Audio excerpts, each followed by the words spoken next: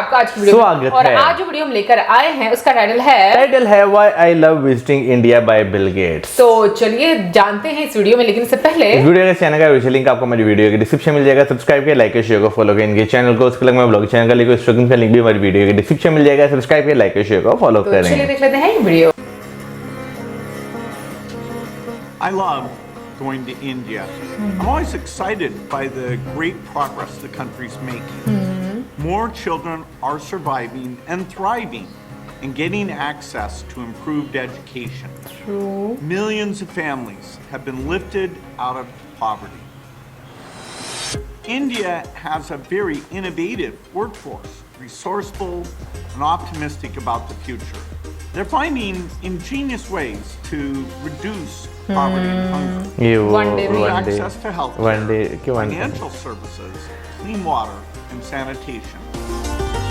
During my visits, I get to see health workers, teachers, scientists, and politicians. It takes all those different groups to pull these solutions together. So I love the energy and the learning I get every time I'm there. Energy. भाई सबसे पहले तो आज की video में बात करना चाहूँगा एनर्जी की, क्योंकि जब आप इंडिया की वीडियो देखते हैं, खासतौर पर आप टूरिज्म से रिलेटेड कोई वीडियो देखें या आप किसी मंदिर की वीडियो देखते हैं या किसी धर्मशाला की कोई वीडियो देखते हैं, तो आपको एक स्पेसिफिक एनर्जी उस जगह की महसूस होती है। वेल फाइनली हम लोग कामयाब हो गए मौसम को एनर्जी की तरफ खींचने में। मतलब मौसम ने सबसे पहले एनर्जी को डिस्कस किया। इनफैक्ट कुछ दिन पहले हम लोग ये बात कर रहे थे, मतलब डिफरेंट डिस्कशन चल रही थी और मौसम ये कह रहा था कि कंट्री हो तो इंडिया जैसा, जहां पर आपको हर तरह वाइब्रेंट कल्चर नजर आता है और आप इंजॉय करते हो वहां पर, यानी कि बोर होने के लिए आपके पास टाइम नहीं है। सो मैं भी इस चीज से अग्री करती हूँ, इंडिया की एक अलग ही वाइब है। लेकिन बिल गेट्स को क्यों पसंद है वो चीज समझ में आई। सबसे अच्छी जो मुझे चीज ये लगी कि वो भी इस चीज के बारे में जिक्र कर रहे हैं कि जो लोग हैं, जो सिस्टम है वो उस सिचुएशन में से निकलना चाहता है। क्योंकि जब आप उस सिस्टम के लिए तैयारी करते हो और आने वाले टाइम के लिए तैयारी करते हो, तो ऑटोमेटिकली लोग और जो आपकी कंट्री है, डिफरेंट सेक्टर्स हैं, वो खुद ब खुद बेहतर होना शुरू हो जाते हैं। तो वो पोटेंशियल आना बहुत ज्यादा जरूरी है, क्योंकि जब हमें वो एक होप नजर नहीं ना आती कि लोग भी कुछ करना चाहते हैं या सिर्फ वो डिपेंड करना चाहते हैं, तो उसमें एक बहुत बड़ा डिफरेंस है। तो जैसे उन्होंने एजुकेशन की बात की, पॉवर्टी की बात की, फिर उसके बाद उन्होंने जो एक डिफरेंट सेक्टर्स की बात की, तो ये चीज ऑब्वियसली एज ए बिजनेसमैन उनको एक नजर आती है, वहां पर लोगों में नजर आती है, वहां के सिस्टम में नजर आती है। तो मुझे लगता है कि ये चीज बहुत अच्छी है। एंड कलर्स की बात करें तो कलर्स तो वाकई इंडिया में बहुत ज्यादा है यार। आप क्योंकि हमने वीडियो जो है वो तकरीबन 4-5 साल हमें हो गए देखते हुए, ठीक है ना। तो अगर 4-5 साल में आप देखें तो हमने भी जो है ना एक जर्नी देखी है, ठीक है ना, किस तरह जो है चीज़ों को इम्प्रूव किया। विजुअली हमने देखी है कि चीज़ों को किस तरह जो है वो इम्प्रूव किया जा रहा है, प्रोजेक्ट जो है वो स्टार्ट किए जा रहे हैं, लोगों को जो है ना एक पॉवर्टी लाइन जो है उसे किस तरह ऊपर जो है लाया जा रहा है, डिजिटल जो सिस्टम है उसे किस तरह जो है इम्प्रूव किया जा रहा है। तो आपको ये चीज़ें जब देखने को मिलती हैं ना, तो आप वाकई एक चीज़ कहते हैं कि भाई काम हो रहा है, लोग खुद को सुधारना चाह रहे हैं। अभी जैसे रिसेंटली हमने एक वीडियो भी देखी थी जिसमें जीएसटी का जिक्र किया गया था कि आप छोटी से छोटी दुकान पर या बड़ी से बड़ी शॉप पर भी चले जाएंगे ना, आपको जो है जीएसटी नंबर वहां पे देखने को मिलेगा। और जीएसटी क्योंकि लाजमी तक गवर्नमेंट जितना ज़्यादा टैक्स कलेक्ट करेगी उतना वो तेज़ी से डेवलपमेंट की तरफ जो है आ सकेगी। अभी भी चलें, ये भी है कि इंडिया में अभी जो टैक्स पेयर्स हैं उनकी तादाद जो है वो चाइना से और यूएस से जो है वो बहुत कम है। लेकिन अभी भी देखें तो बहुत सारे कंट्री से जो टैक्स पेयर्स हैं इंडिया में, उनकी तादाद बहुत ज्यादा आपको देखने को मिलती है। बट मैं एक बात यहाँ पर बोलना चाहूंगी, मुझे नहीं पता कि कितने लोग मेरे साथ अग्री करेंगे और कितने लोग नहीं करेंगे, बट जहां तक मेरे लिए सबसे इंपॉर्टेंट पॉइंट है ना, वो ये है कि इसका क्रेडिट बहुत ज्यादा जो लीडरशिप है उसको जाता है। रीजन ये है कि आई थिंक 2014 में जो पीएम मोदी जी आए थे, तो उन्होंने सबसे पहले, क्योंकि इंडिया में शौचालय की एक इशू था उस टाइम पर, और उन्होंने उस पर फोकस किया। सबसे इंपॉर्टेंट होता है कि जो प्रॉब्लम है उसको एक्सेप्ट करना, ना कि उसको कारपेट के नीचे गिराते जाना, छुपाते जाना कि नहीं नहीं सब कुछ फैंसी है, सब कुछ बहुत अच्छा है।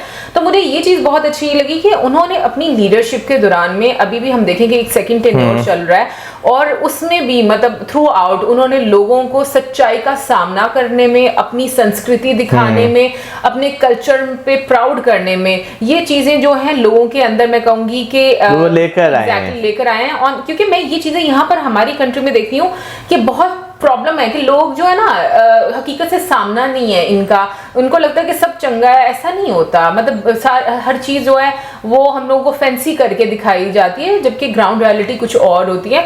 तो मुझे लगता है कि एक लीडर को ऐसा होना चाहिए, क्योंकि जब आप ऐसी चीज़ें करते हो, लोगों में इतनी अवेयरनेस लेकर आते हो, तो उसका एक बहुत ही आपको पॉजिटिव इम्पैक्ट नजर आता है लोगों की ग्रोथ पर भी, और इनफैक्ट कंट्री की ग्रोथ में भी। और मुझे लगता है कि आज इंडिया जिस स्टेज पर खड़ा हुआ है, अगर हम प्रोग्रेस के लिहाज से बात करें, ऑल्दो बहुत ज़्यादा अभी काम होने वाला है, क्योंकि इंडिया बहुत बड़ा है, बहुत सारे सेक्टर्स ऐसे भी होंगे जहां पर अभी और काम करना बाकी है।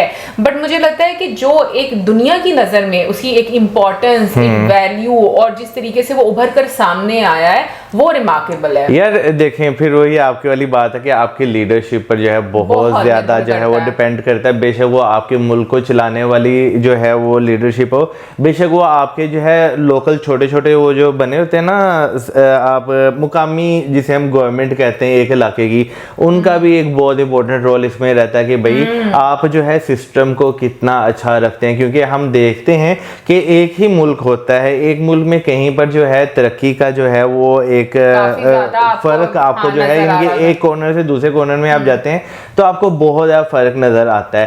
तो जितनी भी लीडरशिप होती है ना, उसका एक बहुत इंपॉर्टेंट रोल रहता है। और इस टाइम अगर मैं इंडियन रेलवे जो हैं मिनिस्टर उनकी, अश्विनी जी, उनकी बात करूं, नितिन गडकरी जी की बात करूं, तो भाई वो जिस तरह काम कर रहे हैं, इंफ्रास्ट्रक्चर को जिस तरह बेहतर कर रहे हैं, तो मेरा ख्याल है दुनिया की कोई भी कंपनी होगी, बेशक वो IBM हो, बेशक वो माइक्रोसॉफ्ट हो, भाई वो जो है ज़रूर इन्वेस्ट करना चाहेंगी, अपने ऑफिस ज़रूर खोलना चाहेंगी। बिल्कुल। और उसकी रीजन ये भी है कि मुझे लगता है कि आपको एक पोटेंशियल नजर आता है, और जो बिजनेसमैन है ना, उनको भी एक पोटेंशियल नजर आता है। तो मुझे लगता है कि ये वाकई में एक ऐसी चीज़ है, जब बड़े बड़े लोग आपकी कंट्री में आकर बात करते हैं इसके बारे में, उसका एक इम्पैक्ट होता है। अगर हम लोग, मतलब ये नहीं हम कहेंगे कि उनकी बात का कोई असर नहीं होता, या कोई उनकी स्टेटमेंट जो है वो वैल्यू नहीं करती, वो बहुत वैल्यू करती है। क्योंकि वर्ड लेवल पर अगर आप देखो तो लोग उनकी बातों को सुनते हैं, और बहुत सारे लोग अगर देखें तो उन्हीं ये स्टेटमेंट पर भी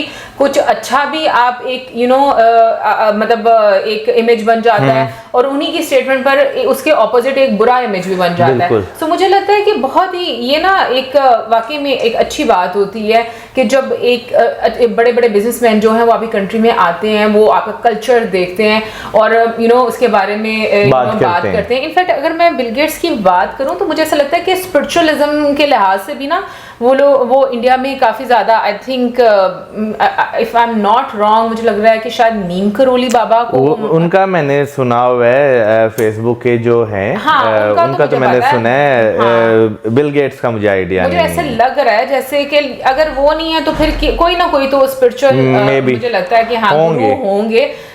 मैंने सुना जरूर है, बट मुझे नाम जो है वो याद नहीं है। बाकी आप जरूर बताइए कमेंट सेक्शन में, क्योंकि एक छोटी सी वीडियो थी लेकिन उसमें बहुत कुछ बताया गया।